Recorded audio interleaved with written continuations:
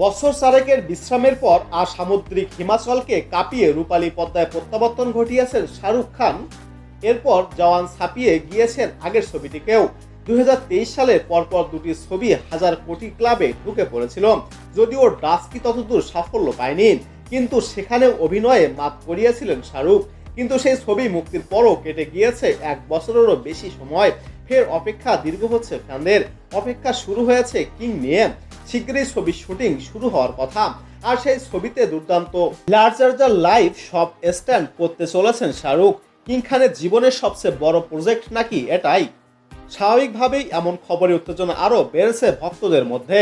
এদিকে বিশিষ্ট ফিল্ম সাংবাদিক সুমিত কাদেল সোশ্যাল মিডিয়ায় এক পোস্টে করে দাবি করেছেন, শাহরুখ খানের জীবনের সবচেয়ে বড় প্রজেক্ট হতে চলছে কিং।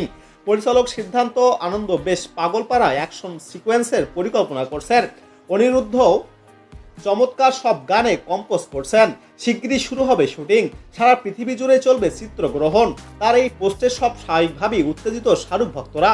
বাদশা এবার কোন রাজকীয় মেজাজে ধরা দেন পদ্মায় তা দেখতে মুখিয়ে রয়েছেন তারা।